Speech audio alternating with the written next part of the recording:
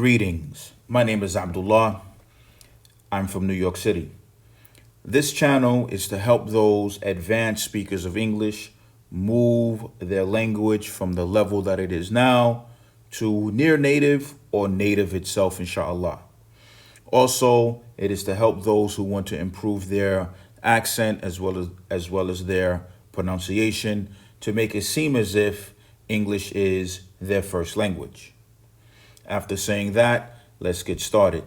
As usual, we use newspapers, mostly from the United States or from the United Kingdom. Today we have an article from the New York Post. The title: 6 people stung to death by killer bees after bus plummets into hive. More on bees. Here are other articles from the New York Post, again, about incidents or accidents, events that have happened with bees. The first one, buzzkill. Swarm of bees on Delta plane wing delays flight for several hours. Beware, truck transporting 1 million bees crashes in Florida.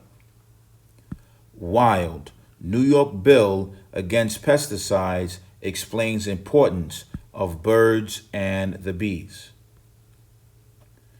Hero mom stung 75 times after bees swarm family during a photo shoot.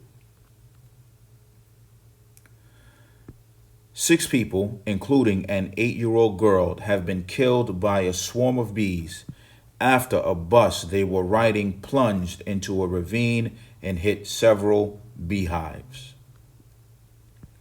The tragic incident occurred Monday in Nicaragua, with the vehicle veering off the road during an hour-long journey from Jinotega to San Sebastián de Yali in the northwest of the country. Approximately 45 people were on board the bus when it reportedly suffered a mechanical problem, plunging 165 feet down the ravine and ending up in a coffee plantation. All people survived the initial crash, but the bus disturbed a swarm of killer Africanized bees.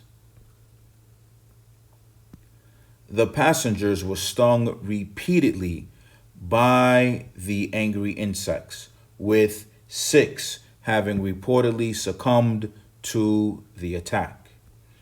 The deceased include Reina Isabel Olivas Montalvan, 84, Santos Arnolfo Calderon Castellon, 38, Delcia Flores Amparo, 32, and Kania Hasmin Sosa Bonilla, 19.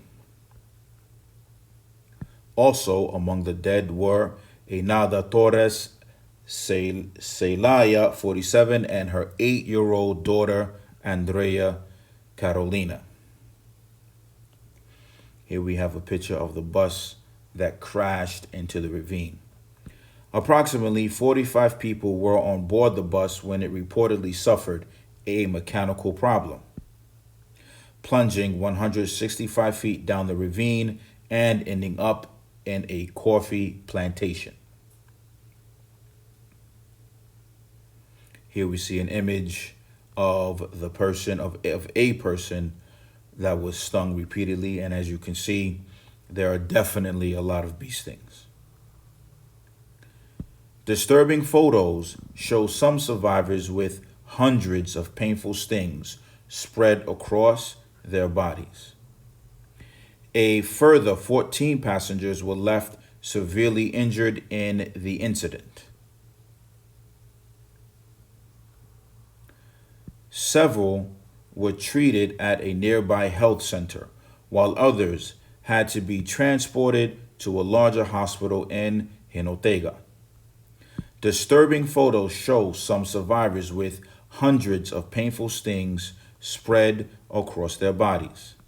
The Africanized honeybee, also known as the killer bee, is a crossbreed between the European between the European honeybee and the African honeybee. African honeybees were imported to Brazil in the 1956 to increase honey production in the country. However, the following year, several bees escaped from an apiary and began breeding with European honeybees. According to the Smithsonian, crossbred Africanized bees are considered far more dangerous than single breed honeybees because they react to disturbances 10 times faster and can sting up to 10 times more. Africanized bees have caused more than 1,000 reported deaths in Brazil since the mid 1950s and have made their way north to countries including Nicaragua and the United States.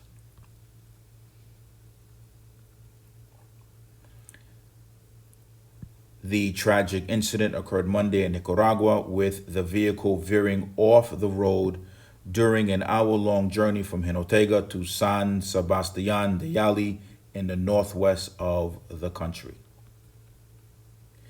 Africanized honeybees reached Texas in 1990 and Arizona in 1993.